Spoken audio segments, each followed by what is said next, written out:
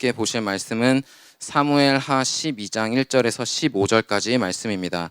여호와께서 나단을 다윗에게 보내시니 그가 다윗에게 가서 이르되 한 성읍에 두 사람이 있는데 한 사람은 부하고 한 사람은 가난하니 그 부한 사람은 양과 소가 심이 많으나 가난한 사람은 아무것도 없고 자기가 사서 기르는 작은 암양 새끼 한 마리뿐이라.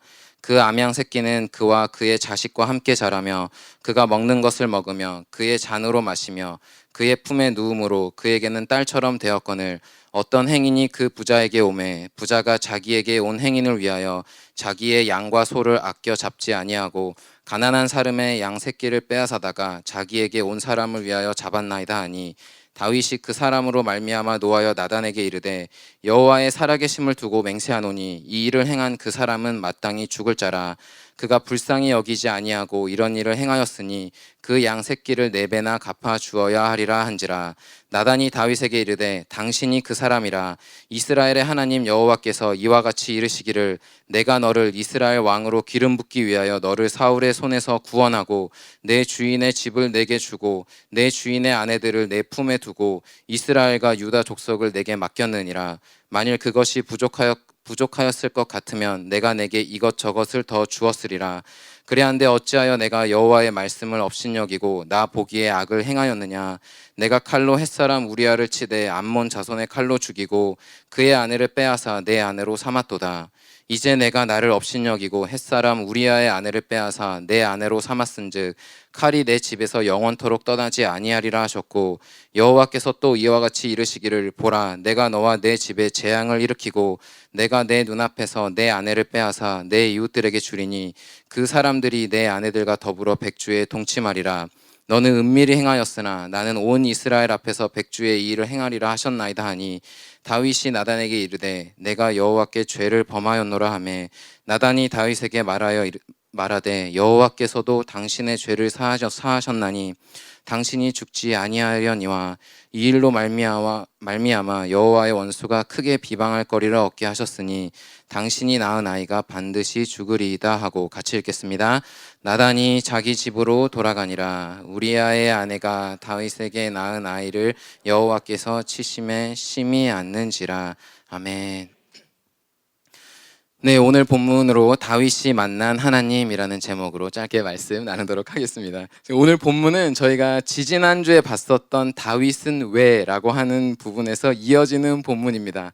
그러니까 저희가 지지난주에 그렇게 하나님을 사랑하고 또 하나님을 너무 찬양하고 매일같이 예배하고 또 고난 가운데에서도 절대 실패하지 않았었던 그리고 얼굴도 잘생긴 이스라엘의 최고의 훈남 중의 훈남 오브 더 베스트 다윗이 왜 죄를 짓고 넘어질 수밖에 없었는지를 같이 봤었습니다. 여러분들은 생각이 안 나실지 몰라도 분명히 봤었습니다.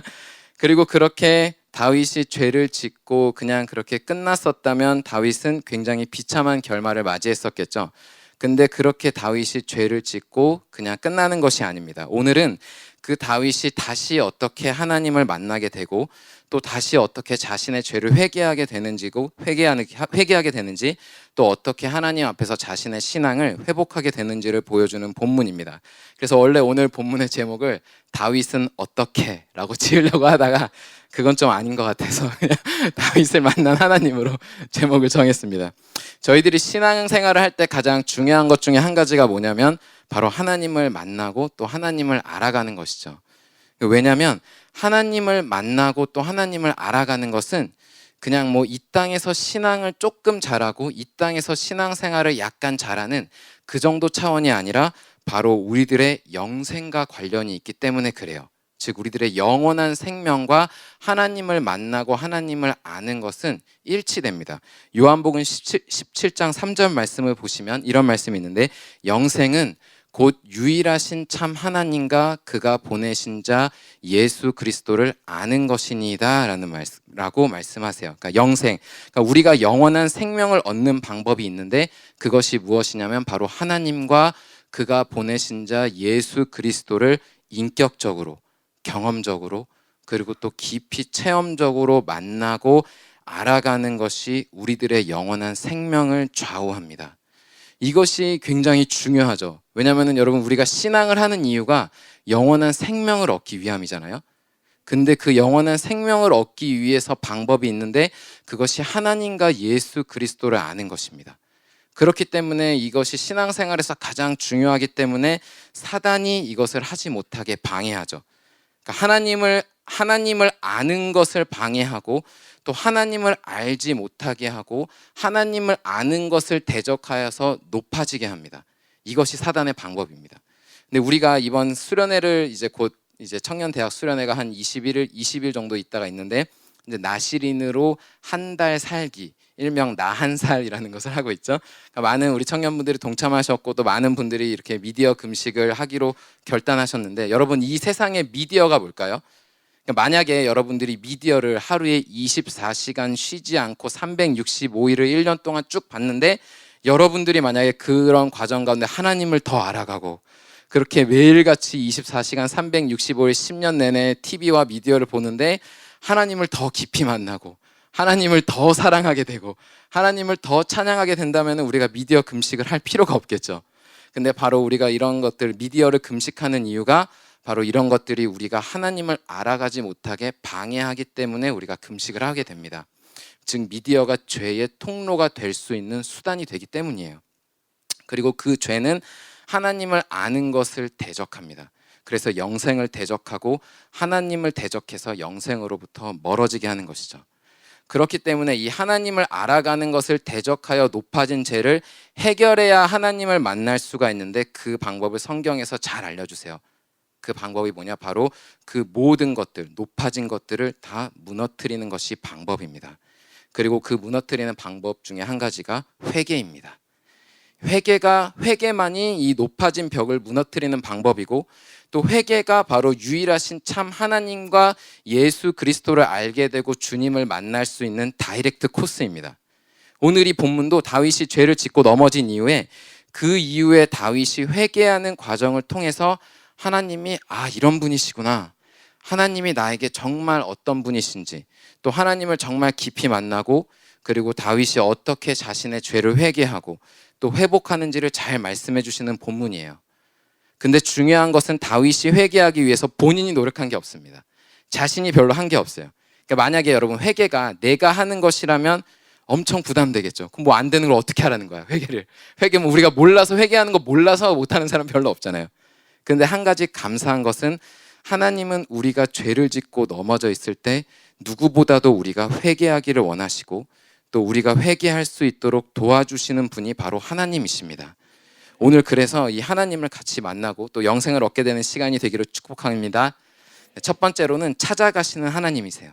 하나님이 다윗을 찾아가십니다. 그러니까 오늘 본문은 하나님께서 나단을 통해서 다윗을 먼저 찾아가는 것으로 시작됩니다.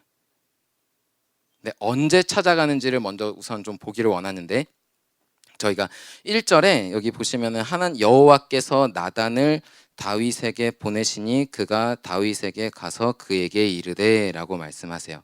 그러니까 하나님께서 나단을 지금 다윗에게 보내시는데 대략 이때가 언제쯤이냐면 저희가 지지난주에 본 것처럼 밧세바가 임신을 하자마자 우리아를 다윗이 전쟁터로 보내서 전쟁 선두에 나가게 해서 우리아를 죽게 했죠. 그리고 나서 그 이후에 아이가 태어났으니까 아마도 대충 다윗이 죄를 지은 지 대략 1년 정도의 시간이 흘렀을 거라고 유추가 됩니다.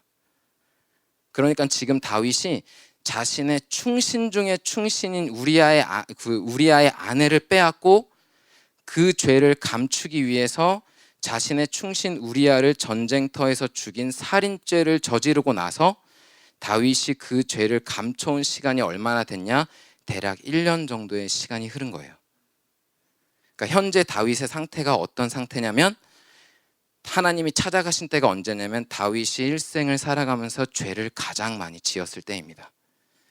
가장 실패할 때, 그러니까 신앙적으로 가장 죄를 많이 짓고 완전히 죄악 가운데 다윗이 거할 때, 그러니까 하나님과 거리가 가장 멀어진 상태, 바로 그때 하나님이 나단을 다윗에게 보내십니다. 그러니까 다윗 스스로도 자신에 대해서 생각할 때 이제는 어떤 생각이 들었을까요? 회개하기에는 너무 멀었다. 하나님이 나한테 그런 많은 은혜를 주셨지만 내가 그 은혜를 배반한 지 너무 시간이 오래됐다. 그러니까 더 이상 이 죄는 회개할 수 없다고 생각할 그때, 그러니까 하나님이 날 버렸을 거야 라고 생각했을 때 바로 그때 하나님이 다윗을 찾아가세요.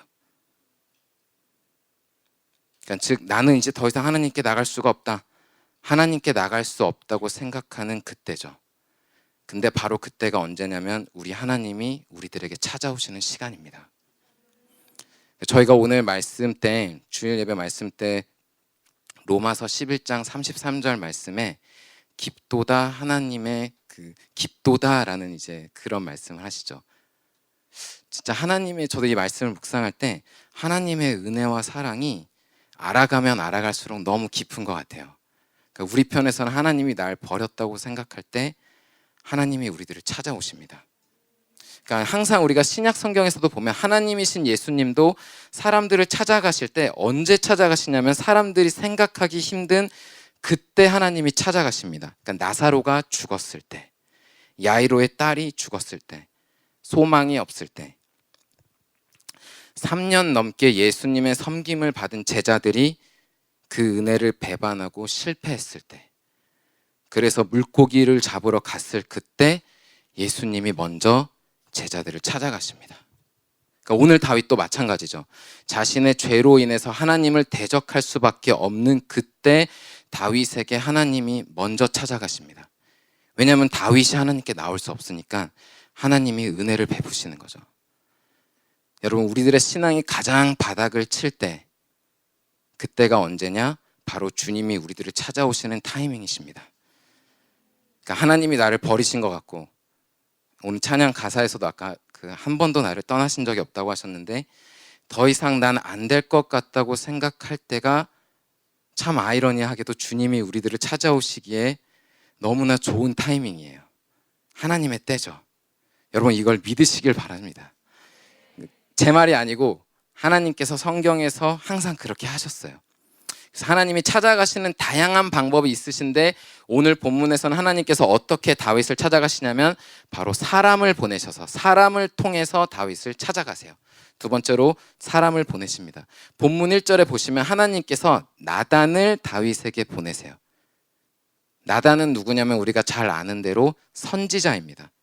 그러니까 이때 당시에 선지자는 왕에게 직접 하나님의 말씀과 음성을 들려주는 사람들이에요. 그러니까 어떻게 보면 한 국가에 또 왕에게 있어서 가장 중요한 영적인 멘토가 되시는 분들이시죠.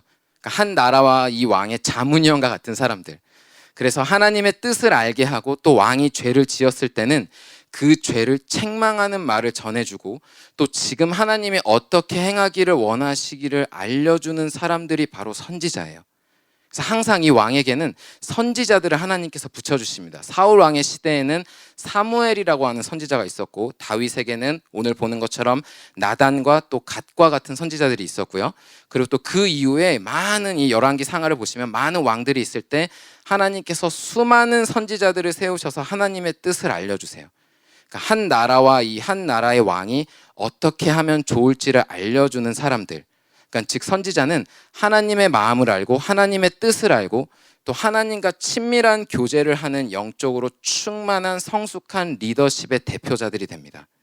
그러니까 어떻게 보면은 이 왕에게는 굉장히 좀 부담이 되는 사람들이죠. 언제 부담이 될까요, 여러분? 그러니까 왕이 하나님 뜻대로 잘하고 있을 때는 사실 별로 부담이 안 돼요. 오히려 더 하나님과 가까이 하고 싶은 사람들입니다. 더 친밀해지고 싶은 사람들이죠. 그러니까 다윗이 하나님과 관계가 너무 좋았을 때는 또 하나님의 뜻대로 행했을 때는 사실 자신의 마음을 누구에게 가장 먼저 말하냐면 선지자 나단에게 먼저 말했습니다. 그러니까 다윗이 그 사무엘하를 우리가 쭉 읽다 보시면 자신은 평안한 왕국에서 살아갈 때는 살아가는데 하나님은 저기 성막 초라한 천막에서 지내시는 것 같아서 그게 다윗의 마음이 너무 아팠어요. 그러니까 나단에게 이것을 먼저 말하고 나단과 가장 먼저 교제합니다.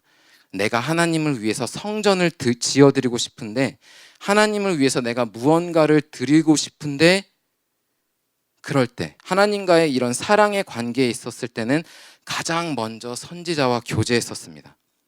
근데 다윗이 죄를 지으니까 누구보다 가장 거리감을 두고 싶은 사람이 바로 선지자 나단입니다. 그래서 다윗이 이 밧세바를 취한 이후에는 아마 나단을 멀리하고 1년 동안은 나단을 아예 부르지도 않은 것 같아요.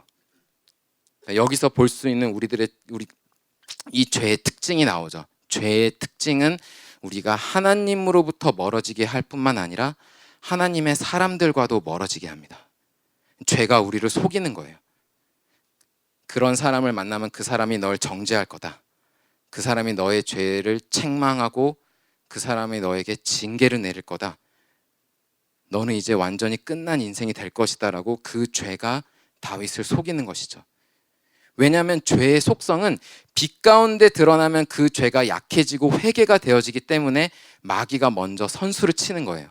어떻게 해서든지 하나님의 사람들을 만나지 못하도록 막죠. 그래서 하나님께서 나단을 먼저 보내십니다. 빨리 보내서 다윗이 빛 가운데 자신의 죄를 드러내고 교제를 해야, 그래야 자신의 죄를 회개할 수 있는 기회를 하루라도 빨리 찾을 수가 있는데, 계속 다윗이 나단을 멀리하고 죄를 숨기고, 또 하나님도 그런 다윗을 오랫동안 참고 1년 동안 인내하시고, 그러다가 결국 안 오니까 사단이 먼저 역사하기 전에 다윗을 위해서 다윗의 죄를 회개하고 회복할 수 있는 기회를 빨리 주시기 위해서 먼저 나단을 보내주십니다. 그래서 나단을 통해서 하나님이 찾아오시는 거죠. 그래서 우리가 오늘 본 본문이 다윗이 죄를 회개하고 회복되는 일이 어디서부터 시작되게 되냐면 바로 다윗이 이 나단을 만나는 순간부터, 하나님이 나단을 통해서 다윗을 찾아가셔서 이 성령이 충만한 나단과 교제하기 시작한 순간부터 다윗의 회복의 역사가 시작됩니다. 그런데 중요한 것은 반대 세력이 있다는 거예요. 죄의 세력은, 사단은 반대로 하게 됩니다. 사단도 하나님을 모방하는데, 사단도 우리가 죄를 지을 때 우리를 찾아와요. 어떻게 찾아오냐면, 참 사단이 너무 이렇게 악랄하다, 그러니까 굉장히 간교하다라는 표현을 쓰게 되게 되는데, 사단도 사람을 통해서 찾아옵니다. 근데 사단은 어떤 사람을 보낼까요? 나의 죄를 더 보강해 줄 수 있는 사람들, 옛날 친구들, 나로 하여금 더 죄를 짓게 하는 사람들, 그런 사람들을 보냅니다. 여러분, 다윗의 왕국에 선지자 나단과 같은 사람들만 있었던 건 아니죠. 우리가 사무엘하를 쭉 읽다 보면 나중에 보시면 아시겠지만, 그 사무엘하 이 본문 오늘이 12장인데 13장부터 어떤 사람들이 나오냐면 요나답과 같은 사람들, 또 아히도벨과 같은 사람들이 나옵니다. 그러니까 이 사람들은 어떤 사람들이냐면 하나님이 인정하셨어요. 또 성경에서 인정한 아주 간교한 사람들이에요. 정말 악랄한 사람들입니다. 그리고 다윗과 가까운 사람들이에요. 그러니까 다윗의 참모이기도 하고 요나답은 친척입니다. 근데 이 사람들을 나중에 보시면 아시겠지만 정말 그 사람으로서는 낼 수 없는 아주 잔인하고 교활하고 그런 간교한 전략들을 냅니다. 그러니까 만약에 다윗에게 나단이 먼저 찾아간 게 아니라 이런 요나답과 아히도벨과 같은 사람들이 먼저 갔다면 다윗의 삶이 어떻게 됐을까요? 이 사람들은 아마 찾아갔으면 다윗에게 갔었다면 다윗이 지은 죄 정도는 아마 죄도 아니라고 했을 거예요. 그 정도는 죄도 아닙니다. 제가 어떻게 하는지 알려드릴게요. 실제로 이 두 사람이 그러거든요. 그러니까 아마 다윗의 삶은 정말 끔찍한 결말을 맞이했겠죠. 하나님을 만나게 하는 것이 아니라 더 죄를 짓게 하고, 또 사단은 나의 죄를 더 보강해주는 사람들을 만나게 합니다. 그렇기 때문에 우리가 신앙을 하면서 누구를 만나느냐가 정말 중요해요. 그러니까 우리가 평소에 신앙을 하다가 우리도 연약하기 때문에, 사실 다윗도 넘어졌으니까 우리도 죄를 짓고 넘어질 수 있죠. 근데 특별히 우리가 이렇게 죄를 짓고 넘어졌을 때 누구를 만나느냐가 정말 중요해요. 우리가 보통 신앙이 힘들어지면 우리도 잠수를 타죠. 다윗처럼 연락이 안 됩니다. 그러면 이제 하나님께서 셀 리더를 통해서 우리를 찾아오시죠. 요즘은 이제 시대가 좀 바뀌었기 때문에 하나님께서 전화로 찾아오시거나 리더를 통해서 카카오톡이나 문자 텍스트를 통해서도 찾아가십니다. 그죠? 그러니까 아마 제가 생각할 때는 성경에 나오지는 않지만 나단이 다윗한테 1년 동안 전화 많이 했을 것 같아요. 편지 많이 쓰고. 근데 다윗이 안 받았겠죠. 매일 거절하고 편지 답변 안 했겠죠. 나단이 계속 1년 동안 막 편지 쓰면서 다윗 도대체 어디 계십니까? 왜 연락이 안 됩니까? 그러니까 이제 하나님이 이제 나단이 참다가 신방을 가잖아요. 그러니까 여러분 리더가 전화할 때 여러분 전화 받으시길 바래요. 여러분 이렇게 카톡 답변해 주세요. 제가 제일 마음이 아플 때가 언제냐면 요즘 그런 전문 용어가 있더라고요. 카톡을 그 일십 안일십 이런 뜻이 있더라고요. 그러니까 카톡을 읽고 는다 안 읽고 는다 이런 단어들이 있더라고요. 여러분 이렇게 그러시면은 여러분 마음이 아픕니다.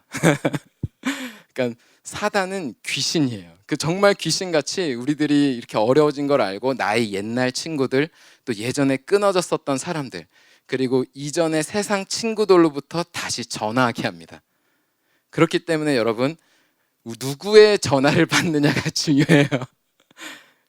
참 이렇게 사단도 하나님도 우리들을 찾아오시는데 그때 여러분 우리들의 이 신앙의 동역자들의 연락을 받는 것을 선택하셔야 됩니다. 왜냐하면 그때가 여러분의 신앙을 회복할 수 있는 기회가 되기 때문에 그래요. 그러니까 누구나 우리가 연약하기 때문에 죄를 짓고 넘어질 수 있지만 그렇기 때문에 우리가 이렇게 평소에 영적으로 성숙한 사람들, 리더들 그리고 영적으로 힘들 때 나에게 하나님의 말씀을 들려줄 수 있는 그런 동역자들과 함께 교제하면서 나의 실수와 연약함을 빛 가운데 드러내는 훈련을 받는 것이 여러분 정말 축복입니다. 이런 신앙의 동역자들의 공동체에 있다는 것은 정말 축복이에요. 그러니까 여러분들 지금 곁에 있으신 분이 누구냐면 바로 나단입니다. 나단. 옆에 계신 분에 한번 인사하겠습니다. 당신이 나단입니다.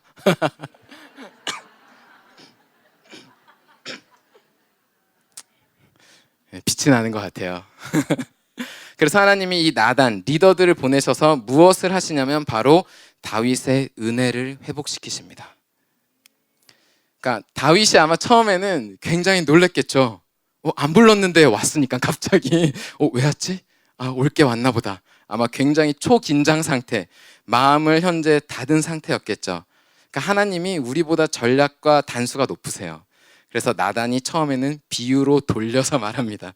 그러니까 2절에서 4절까지를 보시면은 여기 보면 부한 사람과 또 양과 부한 사람이 있었는데 또 그 부한 사람은 양과 소가 심이 많고 또 가난한 사람은 아무것도 없고 그랬는데 거기에 부한 사람에게 손님이 찾아왔는데 근데 이 부한 사람이 자기의 양과 소를 잡은 것이 아니라 가난한 사람의 양과 새끼를 빼앗아다가 자기에게 온 사람을 위하여 잡았나이다 라고 말을 해요.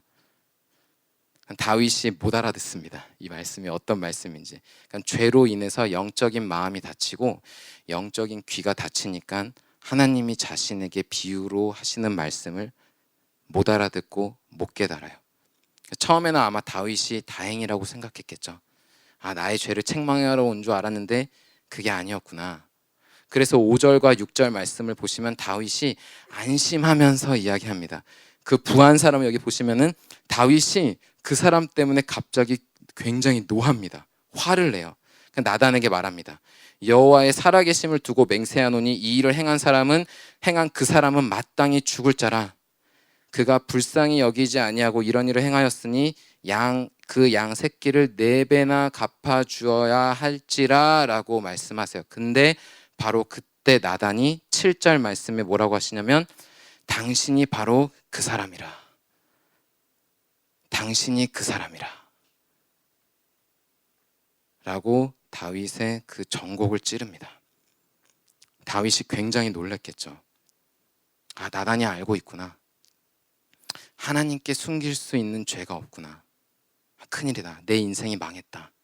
다 들켰다. 그러면서 다윗의 가장 큰 관심사가 무엇이었을까요? 아마 나단이 그 다음에 할 말이 굉장히 큰 관심사였겠죠. 우리가 만약에 우리가 하나님이고 우리가 나단이었다면 어떻게 했겠어요? 다윗에게 그 다음에 할 말은 그러니까 넌 이제 끝났다. 너는 이스라엘에 더 이상 있을 자격이 없다. 너는 왕으로서 있을 자격이 없다. 아니면은 심하면은 네가 우리아를 죽인 것처럼 너도 곧 죽게 될 것이다. 아마 그런 말을 할 거라고 다윗도 예상했겠죠. 그죠? 근데 참 신기한 것은, 정말 놀라운 것은, 하나님이 그 다음에 다윗에게 어떤 말씀을 하시냐면 7절에서 8절 말씀을 보시면은 하나님은 말씀으로 그동안 다윗이 받았었던 하나님의 은혜를 다시 알려주십니다. 7절에서 8절까지 그동안 하나님이 다윗에게 주신 은혜가 얼마나 귀한지, 그리고 그 은혜가 얼마나 값진 것이었는지 말씀을 통해서 다시 은혜를 깨우쳐 주세요. 그러니까 지금 하나님 뭘 하시는 거냐면 다윗에게 다시 은혜를 주시는 겁니다. 여러분들이 좀 전에 앞에서 본 것처럼 다윗의 지금 상태가 어떤 상태냐면 하나님에게 은혜를 받았지만 하나님의 은혜를 배반한 상태입니다. 배반자예요. 은혜를 잊고 배반한 사람이거든요. 근데 하나님이 그 은혜를 다시 알게 해주세요. 그러니까 마치 예수님께서 3년 동안 섬겨줬었던 제자들이 그 모든 은혜를 배반하고 십자가 앞에서 도망가고, 근데 그랬었던 제자들을 다시 찾아가서 예수님 여러분 어떻게 하셨죠? 정죄하신 게 아니죠. 너 왜 날 배반했냐? 너 왜 그렇게 죄를 지었냐? 너 왜 십자가 앞에서 나를 배반하고 날 떠났냐? 이런 말씀을 하신 게 아니죠. 다시 물고기나 잡으러 간 제자들에게 찾아가셔서 예수님이 무엇을 하시냐면 주님의 사랑과 은혜를 주십니다. 하나님께서 다윗에게 찾아가셔서 다윗이 받았었던 그 처음 사랑, 그 은혜를 회복시켜 주세요. 7절 말씀을 보시면 하나님께서 어떤 말씀을 하시냐면 여기 뒷절에 보시면 여호와께서 이와 같이 이르시기를 내가 너를 이스라엘 왕으로 기름 부었다. 이 말씀이 무슨 뜻이냐면, 다윗 편에서 이 말씀이 무슨 뜻이냐면 사실 이때가 언제냐면 다윗이 아무것도 아닌 말째 아들일 때거든요. 그러니까 집안에서도 아무에게도, 형제들에게도 그 누구에게도 인정받지 못하고 있었을 때 하나님이 이스라엘 왕으로 다윗을 기름 부으세요. 또 그 다음을 보시면 너를 사울의 손에서 구원했다. 사실 다윗에게 있어서 너를 사울의 손에서 구원했다라는 의미는 이 말씀 한마디만 들어도 다윗에게 있어서는 다윗의 10수년간의 광야 생활이 생각나는 그런 말씀이에요. 모든 순간마다 나를 지켜주시고 보호해주시고 나와 함께 하신 하나님, 이 모든 순간들이 다 생각나는 시간들이죠. 그리고 나서 8절 말씀에 보면은 내 주인의 집을 내게 주고 너의 주인의 아내들을 내 품에 두고 이스라엘과 유다 족속을 내게 맡겼다. 그러니까 결국 나를 말씀하신 대로 승리하게 하시고 나를 왕으로 삼아주시고 모든 것을 다 주신 하나님. 아마 짧은 말씀이었지만 이 말씀을 들을 때 다윗이 그 자신에게 그동안 뺏겼었던 그 귀한 은혜가 다윗의 심령에 다시 회복되는 시간이 됐을 거예요. 다윗뿐만 아니라 사실 우리들도 그렇죠. 우리들도 맨날 은혜를 뺏기지만 그래도 하나님이 날마다 우리에게 기회를 주십니다. 하나님의 은혜를 주세요. 사실 그러니까 은혜를 받을 수 있는 자격이 있는 것이 아닌데 은혜를 받았는데 뺏겼잖아요. 여러분 같았으면 다시 주고 싶으시겠어요? 근데 하나님이 은혜를 주십니다. 그러니까 왜냐하면 하나님은 누구보다도 우리가 은혜가 회복되기를 원하시는 분이시기 때문에 그래요. 왜냐하면 우리가 은혜가 있어야 하나님을 위해서 살 수가 있으니까 우리에게 은혜를 주시는 것이죠. 이것이 우리 편에서 정말 은혜입니다. 이번에 특별히 3년 만에 우리에게 수련회를 다시 주시는 것은 그동안 우리가 빼앗겼었던 은혜를 다시 회복하는 기회가 되는 것입니다. 그래서 여러분 이번 수련회를 통해서 반드시 다시 빼앗겼었던 은혜들을 회복하는 기회가 되시기를 바랍니다. 그렇게 다윗이 은혜를 회복하니까 하나님은 바로 그 다음부터 그때부터 다윗의 죄를 다루시고 또 다윗의 죄가 무엇인지 깨닫게 하시고 또 다윗에게 회개할 수 있는 은혜를 주십니다. 두 번째로 회개의 은혜를 주시는 하나님을 같이 한번 보기를 원하는데 첫 번째로는 죄를 깨닫게 하세요. 그래서 하나님께서 이 9절에서 10절까지 말씀을 보시면 다시 이 다윗이 지었던 죄가 어떤 죄다라는 것을 알게 해주세요. 그리고 그 죄를 낱낱이 다 드러내시죠. 근데 여기서 9절에서 보고자 하는 것이 뭐냐면 그 죄가 누구한테 죄를 지은 것인가? 누구에게 용서를 구해야 하는 죄인지를 말씀해 주세요. 우리가 아는 바로는 다윗은 우리아의 아내를 뺏었죠. 그리고 또 우리아를 죽였죠. 그러면은 우리는 우리아에게 용서를 구해야 된다라고 생각합니다. 근데 하나님은 그렇게 말씀하지 않으세요. 우리아에게 죄를 지었다라고 하시는 것이 아니라 9절 말씀에 내가 어찌하여 여호와의 말씀을 업신여기고 나 보기에, 여기서 나는 하나님이시거든요. 나 보기에, 하나님 보기에 악을 행하였느냐라고 말씀하세요.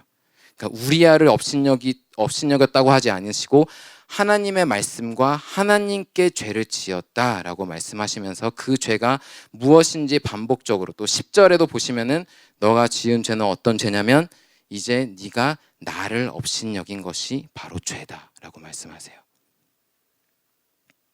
그러니까 이 말씀의 뜻이 뭐냐면 너가 죄를 지은 것은 바로 나를 업신여긴 것이고 나에게 악을 행했고 나에게 죄를 지은 것이다. 우리아를 죽였고 우리아를 뺏은 것이 아니라 바로 너는 나를 죽였고 나에게 죄를 지은 것이다. 바로 하나님께 죄를 지은 것이다 라고 말씀해 주시죠. 사도 바울도 바울이 되기 전에, 변화되기 전에 예수님을 믿는 크리스찬들, 그리스도인들을 옥에 가두고 잡아 죽이는 역할을 했었습니다. 그리스도인들을 잡아 죽인 거예요. 그때도 다메섹으로 가는 과정에서 사도 바울이 많은 예수님을 믿는 사람들을 잡아 죽이기 위해서 가는 중에 예수님을 빛 가운데 만납니다. 그때 사울에게도 예수님이 똑같은 이야기를 하세요. 사도행전 9장 4절에 보시면은 땅에 엎드려져 들음에 소리가 있어 이르실 때 사울아 사울아 내가 어찌하여 나를 박해하느냐 하시거늘. 그러니까 사울이 예수님을 핍박하거나 예수님을 직접 잡아 죽이거나 예수님을 옥에 가둔 적이 없어요. 근데 사울이 자신이 한 행동이 어떤 행동이냐면 바로 사람에게 하기 이전에 하나님이신 예수님을 핍박했었다라는 것을 이 말씀과 사건을 통해서 영으로 깊이 알아가게 됩니다. 즉 우리들의 회개의 시작은 어디서부터 시작되는 것이냐면 우리의 죄가 사람이 아니라 바로 하나님께 죄를 지은 것이구나 라는 것을 깊이 영으로 깨달을 때부터 회개가 시작됩니다. 이 죄가 사람에게 지은 죄인 줄 알았는데, 다윗이 칼로 우리아를 죽인 건 줄 알았는데 그게 알고 보니까 사람이 아니라 하나님께 칼을 들이댄 것이었고 하나님을 찌른 것이었고 예수님을 십자가에 못 박은 것임을 알게 될 때, 그때야 비로소 회개가 시작됩니다. 다윗도 자기가 한 행동이 죄라는 것은 알고 있었죠. 몰랐겠어요. 다윗이 다 아는 거죠. 이론적으로 지식적으로는 다 알고 있었습니다. 근데 회개가 안 됐어요. 왜냐하면 이 죄악이 하나님을 향해서 한 죄악인지를 깊이 깨닫지를 못했었습니다. 그러니까 그 오랜 시간 동안 1년이 지나도록 회개를 못한 것이죠. 그러니까 죄는 하나님이 나에게, 내 심령에, 내 영혼에 주님이 직접 이것이 바로 죄라는 것을 깊이 깨닫게 해주실 때, 또 내가 지은 죄가 사람에게 한 것이 아니라 하나님을 업신여기고 또 하나님께 악을 행한 것이라는 것을 분명히 깨닫게 해주셔야 이것이 죄라는 것을 알게 됩니다. 그 전까지는 사실 알 수가 없어요. 그러니까 이론으로 아는 거는 사실 아는 것이 아니죠. 우리가 그 증거가, 우리도 알아도 죄를 짓잖아요. 몰라서 우리가 죄를 짓는 것이 아닙니다. 하나님이 나의 영혼에 바로 그것이 죄다. 그리고 그것은 그냥 죄가 아니라 바로 하나님에게 지은 죄라는 것을 알려주셔야 그때서야 이것이 죄구나, 내가 하나님을 향해서 죄를 지었구나라는 것을 알게 됩니다. 그래서 다윗이 자신의 죄를 드러내시는 하나님 앞에 그 죄를 숨기지 않았어요. 다윗이 말씀을 통해서 자신이 어떤 은혜를 받아왔었는지를 깨닫고 또 자신이 했었던 모든 행동들이 하나님께 죄를 지은 것이라는 것을 깊이 깨닫게 되자 그 죄를 깊이 인정하고 드디어 하나님 앞에 죄를 자백하게 됩니다. 13절에 보시면은 내가 여호와께 죄를 범하였노라 라고 말씀하세요. 그러니까 내가 하나님 앞에서 죄인입니다. 하나님, 제가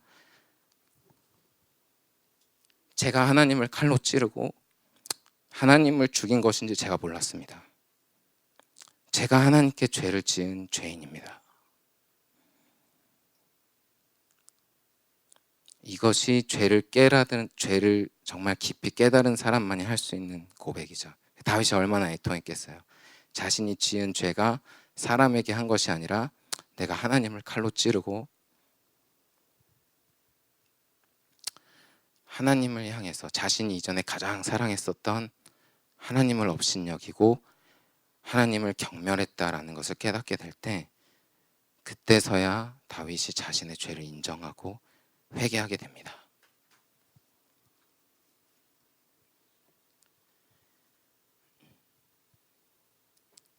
그때 두 번째로 그렇게 다윗이 죄를 인정하자 하나님이 죄를 용서해 주세요. 다윗이 그렇게 자신의 죄를 깨닫고 숨기지 않고 자신의 죄를 인정하고 회개하자마자 좀 기다렸다가 말씀하신 것이 아니라 하나님이 바로 내가 너를 용서한다 라고 말씀하세요. 그러니까 하나님이 나단을 보내신 목적이 여기서 나오죠. 본문 13절에 내가 여호와께 죄를 범하였노라 하매 나단이 다윗에게 말하되 여호와께서도 당신의 죄를 사하셨나니 당신이 죽지 않을 것입니다 라고 고백합니다. 그러니까 하나님께서 우리들을 찾아와 주시는 목적, 또 우리들의 죄를 깨닫게 해주시는 목적이 뭐냐? 바로 우리들의 죄를 용서하시기 위함입니다. 그러니까 잃어버린 자를 찾아서 회개시키러 오신 것이죠. 그러니까 원래 여러분 다윗은 하나님 거였어요. 우리는 원래 하나님 겁니다. 근데 죄를 통해서 하나님이 잃어버린 자가 되셨잖아요. 원래 하나님 거였는데 사단에게 뺏긴 거죠. 그래서 다윗이 자신의 얼마나 하나님이 다윗을 찾기를 원하셨겠어요. 그래서 다윗이 자신의 죄를 깊이 깨닫고 회개하자마자 바로 여호와께서 당신의 죄를 사하셨습니다 라고 말씀하세요. 기다렸다는 듯이 내가 널 용서한다. 다윗이 자신의 죄를 인정하고 나오기를 기다리시고 그렇게 하자마자 바로 다윗을 용서하시죠. 그러니까 현재 하나님께서 다윗을 찾아가시고 다윗에게 가장 원하시는 것이 뭐냐면 다윗을 징계하려고 가신 것이 아닙니다. 다윗을 어떻게든 용서해 주시려고 하나님께서 가신 거예요. 그러니까 네가 앞으로 하는 행동을 통해서 좀 고려해 보겠다. 아니면 좀 네가 너무 잘못을 했기 때문에 네가 살인죄를 저지르고 충신 중에 충신인 우리아의 아내를 뺏었기 때문에 사실 지금도 별로 그렇게 일어나는 일이 아니잖아요. 그런 죄를 지었기 때문에 네가 비록 너의 죄를 인정하긴 했지만 조금 더 내가 기다려 보겠다. 네가 하는 거 앞으로 하는 거 좀 보겠다. 이러신 게 아니에요. 그런 것도 아니에요. 그냥 자신의 죄를 인정하자마자 회개하자마자 바로 용서해 주세요. 그러니까 다윗이 죄를 지은 그 순간부터 하나님이 다윗을 기다리고 계셨던 거죠. 사실 좀 이 본문을 묵상할 때 저도 좀 이렇게 하나님의 사랑이 너무 깊더라고요. 잘 이해가 안 됐어요. 보통 죄를 지은 것도 아닌데 그런 다윗을 징계하시거나 벌하시기 위해서 찾아가신 것이 아니라 어떻게든 지금 다윗을 용서하시려고 하나님이 찾아가셨는데, 여러분 이것이 하나님의 사랑입니다. 그래서 이 용서의 사랑을 정말 깊이 경험한 다윗이 쓴 시편이 시편 32편이거든요. 간단하게 시편 32편 3절에서 5절 말씀을 보시면 다윗이 이렇게 고백합니다. 내가 입을 열지 아니할 때에 종일 신음함으로 내 뼈가 쇠하였도다. 그러니까 1년 동안 자신의 죄를 숨겨왔었을 때의 그 다윗의 실제 심정을 고백한 거예요. 죄를 숨기면 그 죄가 그냥 덮어지고 아무렇지도 않을 것 같습니까? 다윗이 고백합니다. 내가 내 죄를 말하지 않았을 때 내가 사실은 종일 신음했다. 그리고 내 뼈가 쇠해졌다. 그래서 4절에 보면 주님의 손이 주야로 나를 누르시는 것 같아서 내 몸에 있는 모든 피와 땀과 물이 다 빠져나가고 여름 가뭄에 마른같이 되었다. 이것이 죄를 지은 사람들의 현상입니다. 그리고 5절에 근데 내가 이르기를 내 허물을 여호와께 자복하리라 하고 주께 내 죄를 아뢰고 내 죄악을 숨기지 아니하였더니 조금 있다가가 아니라 나중에 한참 시간이 지나서가 아니라 바로 곧 주께서 내 죄악을 사하셨나이다. 그러니까 마치 집을 나간 둘째 아들이 돌아오자마자 그 아버지가 그 아들을 향해서 바로 달려나가잖아요. 그래서 그 아들을 안아주셨던 것처럼 하나님의 최대 관심사가 무엇이냐면 바로 우리가 죄를 회개하고 하나님께 돌아오는 것에 있습니다. 그래서 예수님이 이 땅에 오신 이유가 바로 다른 것이 아니라 죄인을 정죄하러 오신 것이 아니라 죄인을 불러 회개시키러 왔다라고 말씀하세요. 하나님께서는 우리가 우리들의 자신의 죄를 돌이키고 회개하고 주님께 돌아오시기를 간절히 기다리십니다. 그래야 우리를 용서하시고 잃어버린 우리들을 다시 되찾아 오실 수 있기 때문이죠. 하나님의 유일한 관심사이세요. 그러면서 하나님께서 어떻게 하시냐면 그 다윗의 아들을 죽이십니다. 14절에 나단이 당신이 이제 14절에 보시면 이 일로 말미암아 여호와의 원수가 크게 비방할 거리를 얻게 하였으니 당신이 낳은 아이가 반드시 죽을 것이다 라고 말씀하세요. 근데 원래는 사실 여러분 죽어야 될 사람이 누군가요? 다윗의 죄로 말미암아서 죽어야 되는 사람은 다윗입니다. 그러니까 다윗이 지금 10계명 중에서 정말 많은 부분을 어겼어요. 살인하지 말라라는 계명을 어겼고 또 10계명 중에 어떤 계명이 있냐면 이웃의 아내를 탐내지 말라는 계명이 있거든요. 근데 그것도 속여서 이웃의 아내도 뺏었습니다. 그러니까 10계명의 최소한 두세 가지를 어긴 사람은 다윗이에요. 그러니까 죽어야 될 사람은 다윗입니다. 하나님이 직접 내신 율법에도 신명기 24장 16절 말씀을 보시면 아버지는 그 자식들로 말미암아 죽임을 당하지 않을 것이요 자식들은 그 아버지로 말미암아 죽임을 당하지 않을 것이니 각 사람은 자기 죄로 말미암아 누가 죽냐면 자기가 죽임을 당해야 됩니다. 그러니까 이 율법대로 이 율법의 저주대로라면은 다윗이 죽어야 되는 게 맞습니다. 근데 죄인인 다윗 대신에 누가 죽냐면 태어난 지 얼마 안 된. 그래서 사실 뭐 태어난 지 얼마 안 된 아이가 사실 죄를 지어봤자 얼마나 지었겠어요. 죄 없는 아들이 죽임을 당합니다. 십계명을 어긴 다윗 때문에 십계명을 전혀 어기지 않은 아들이 죽게 됩니다. 그렇게 하심으로써 다윗이 용서를 받게 돼요. 하나님이 다른 방법도 있으셨을 텐데 그 죄 없는 아들을 죽이는 방법으로 다윗을 구원하십니다. 무언가 의미가 있겠죠. 그죠? 왜냐하면 다윗은 메시아의 조상이 되는 대표적인 인물이고 또한 다윗의 왕국은 메시아 왕국의 모델이 되는 왕국이거든요. 그러니까 이 사건으로 말미암아서 하나님께서 우리에게 시사하시는 바가 있으시겠죠. 어떻게 해야 우리가 우리들의 죄를 용서받을 수 있는지를 보여주시는 예표적인 사건입니다. 바로 율법을 깨트리는 방법. 우리가 율법의 이 죽음의 저주에서 벗어날 수 있는 유일한 방법이 뭐냐?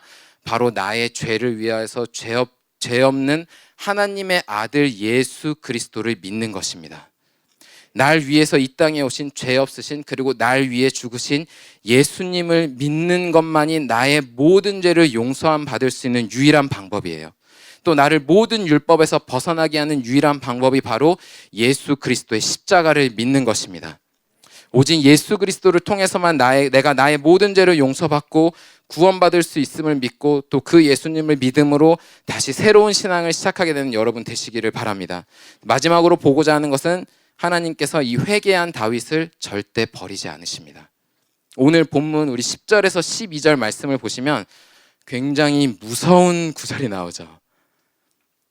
엄청난 이렇게 네가 하였은즉 칼이 너의 집에서 영원토록 떠나지 않을 것이고 또 여호와께서 이같이 이르시되 또 내가 너의 집에 재앙을 일으키고 내가 내 눈앞에서 내 아내를 빼앗아 내 이웃들에게 주리니 그 사람들이 내 아내들과 더불어 백주에 동침하리라. 너는 은밀히 행했으나 나는 온 이스라엘 앞에서 백주의 이 일을 행하리라 라고 말씀하세요. 굉장히 이거 표면적으로 이 말씀을 봤을 때는 이게 용서인가? 이제 그런 생각이, 이게 용서가 맞나? 이제 그런 생각이 막 들어요. 저는 이 본문 말씀을 묵상하는데, 아니, 이거는 좀, 이게 다윗이 일을 했다면 이거 하나님 거의 100인데, 거의, 이게 도대체 뭔가, 그죠? 근데 실제로 이 사건이 그대로 일어나거든요. 다윗의 가정에, 다윗의 왕국에 이 사건이 그대로 일어나요. 그러니까 이 말씀만 봤을 때는, 표면적으로만 봤었을 때는 하나님이 마치 다윗을 버리신 것 같습니다. 그죠? 그냥 이걸로 끝나는 것 같아요. 근데 중요한 것은, 우리가 사무엘하 이제 나중에 뒤를 여러분들이 13장부터 읽어보시면, 하나님은 자신의 죄를 분명하게 회개한 다윗을 절대로 버리시거나 절대로 떠나지 않으십니다. 그리고 오히려 이 지금 우리가 읽은 10절에서 12절 말씀을 통해서 실제로 실제로 일어나게 되는 이 사건을 통해서 다윗의 왕국, 이 메시아의 왕국의 모델이 되는 왕국에 합당하지 않은 자들이 이 사건을 통해서 다 드러나게 됩니다. 그러니까 아히도벨, 아까 전에 말씀드렸던 아히도벨과 같은 사람들, 요나답과 같은 사람들, 시므이, 또 압살롬과 같은 사람들, 그 안에 죄를 숨기고 있었던 많은 사람들이 이때 다 드러나요. 그리고 또 한편으로는 이런 고난을 만났을 때 다윗 편에 서게 되는 아주 믿음의 신실한 동역자들이 드러나게 되는 굉장히 좋은 사건이 됩니다. 그래서 다윗 편에 서지 않은 사람들은 결국은 다 죽임을 당하게 되고, 다윗 왕은 다시 예루살렘에 입성하게 돼요. 그러니까 되게 아이러니한 사건이죠. 다윗의 회개를 통해서 그 왕국에 아직 죄가 회개되지 않은 사람들을 하나님이 다 걸러내시는 거예요. 그 다윗의 아들 암논은 굉장히 음란한 사람입니다. 또 압살롬은 그 안에 정말 원한과 분노와 혈기와 그런 것들이 굉장히 가득한 사람이고, 아히도벨과 같은 사람은 다윗과 영이 맞지 않고 굉장히 잔인하고 인간적인 계략을 품는 사람이에요. 그러니까 이 죄를 품고 있고 회개하지 않은 사람들을 이번 이 10절에서 12절에 나오는 사건을 통해서 하나님께서 다 드러내시고 하나님께서 다 걸러내세요. 여러분, 만약에 이 사람들이 다 걸러내지지 않은 상태에서 여러분 솔로몬이 왕이 되었을 때를 생각해 보신 적 있으세요? 솔로몬이 왕이 됐는데 자기 형들을 보니까 암논은 음란하고 압살롬은 자기보다 원한이 많고, 아히도벨을 보니까 엄청난 책략인데 항상 자신한테 내는 전략이 인간적인 전략이고, 그러니까 왕국이 두세 개 정도가 아니라 거의 4분 5열이 됐겠죠. 그러니까 하나님께서 이 모든 사람들을 벌하시기 위해서, 아직 이 다윗의 왕국에 회개되지 않은 사람들을 드러내시기 위해서 이 사건을 허락하십니다. 그러니까 이 지금 보시는 이 연단의 목적이 뭐냐면, 하나님이 다윗을 버리거나 다윗을 걸러내는 것이 목적이 아니라, 왜 이 연단을 허락하시겠어요? 다윗이 아니라 다윗 주변에 있는 악한 사람들, 이 죄를 회개하지 않는 악한 도구들을 멸하기 위해서 이 사건들을 허락하십니다. 그래서 이 연단을 통해서 다윗의 왕국에 어울리지 않는 사람들이 다 걸러지게 되고, 다윗의 왕국은 하나님 앞에서 메시아 왕국의 모델답게 더욱 굳건하게 세워지는 계기가 됩니다. 뿐만 아니라 이런 연단을 통해서 다윗은 하나님과 더 가까운 친밀한 사랑의 관계로 나아가게 돼요. 여러분, 다윗이 원래 하나님과 가장 가까웠을 때가 언제냐면, 바로 광야에서 이전에 사울 왕에게 쫓겨서 10수년을 보낼 때, 그때 하나님과의 관계가 가장 좋았습니다. 근데 그 모든 훈련이 끝나고 왕궁에서 편안할 때 다윗이 죄를 지었잖아요. 그래서 하나님께서 다윗이 또 이렇게 되기를 원하지 않으셨겠죠. 그러니까 하나님에게 있어서 가장 마음이 아픈 것은 다윗이 죄를 지은 것보다도 다윗의 죄를 통해서 하나님과의 이 사랑의 관계, 또 친밀한 관계가 끊어지는 것이 가장 마음이 아프셨기 때문에 다윗에게 이런 고난을 주게 되시고, 그 고난으로 인해서 다윗과 하나님은 제2의 사랑의 전성기를 보내게 됩니다. 그러니까 우리 삶에 이렇게 연단이 있는 것은 하나님이 나를 사랑하시고 또 끝까지 함께 하셔서, 그래서 하나님을 가장 깊이 찾게 되는 좋은 기회가 되는 것입니다. 하나님은 우리가 나의 죄를 회개하고 주님을 찾을 때 결코 우리를 버리지 않으시는 좋으신 하나님이심을 믿으시길 바랍니다. 결론입니다. 오늘 이 용서와 사랑을 깊이 경험한 다윗이 이 일평생을 그 이후에 어떻게 살았는지 굉장히 잘 보여주는 시편 9절이 있어요. 그게 시편 27편 4절입니다. 같이 한번 읽어볼까요? 시작.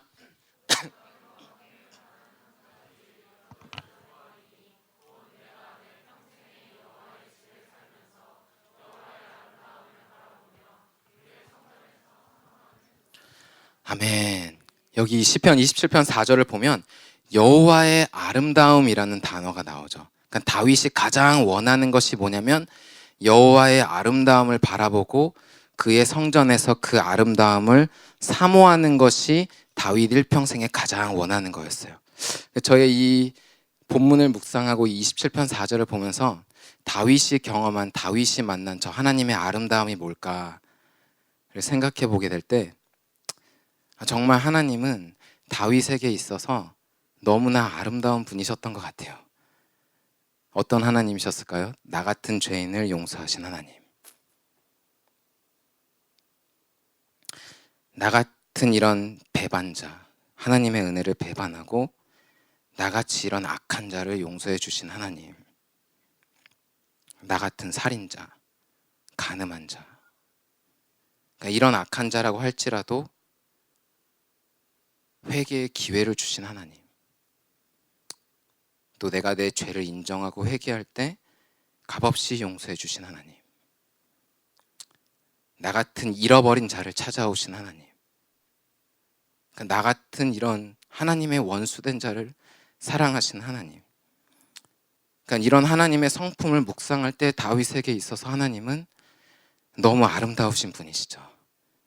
그래서 이 다윗의 고백처럼 다윗은 정말 평생을 마지막까지 이 아름다운 하나님을 찬양하고 하나님의 사랑의 관계 안에서 마지막 여생을 보내게 됩니다. 우리가 역대상을 보시게 되면 역대상에 다윗이 죽기 전에 하는 일들이 나오는데 그게 무슨 일이냐면 하나님을 찬양하기 위해서 자신이 갖고 있는 모든 국가 예산, 자신의 예산을 하나님을 찬양하는데 또 예배자들을 세우는데 다 쏟아붓습니다. 그리고 남은 마지막 여생을 어떻게 보내냐면 하나님의 성전을 건축하는데 다 보내요. 정말 이 모든 사건을 통해서 나의 모든 죄를 용서해 주신 하나님을 만난 그 다윗이 하나님을 향해서 할 수 있는 자신의 최고의 것들을 자신도 다 드립니다. 우리가 서론에서 본 것처럼 다윗은 자신의 죄로 인해서 오히려 그동안 자신이 한 번도 경험해 보지 못한 하나님을 만나게 되고 또 하나님이 어떤 분이신지를 깊이 깨닫게 되고 또 하나님과의 바른 관계 안에서 하나님을 영원히 찬양하는 관계로 살아가게 됩니다. 그렇기 때문에 우리도 하나님은 우리 역시 다윗과 같이 하나님이 어떤 분이신지를 깊이 알고 깨닫고 또 하나님과의 인격적인 관계 안에서 살아가기를 원하십니다. 우리들의 죄로 말미암아서 하나님을 오해하고 또 하나님을 떠나고 하나님과 멀어지게 되는 것을 하나님이 절대 원하지 않으세요. 하나님은 죄인을 불러서 회개하게 하시기 위해서 오신 분이심을 믿으시길 바랍니다. 특별히 올 한 해 그리고 또 이번 곧 있을 우리 청년대학 수련회를 통해서 정말 이 하나님을 깊이 만나고 경험함으로 우리들 안에 있는 모든 찌꺼기가 다 제거되고 새롭게 변화되는 한 해, 그리고 또 나의 모든 죄를 용서해 주시는 하나님을 만나고 하나님과의 사랑의 관계가 회복되는 한 해가 되시기를 축복합니다.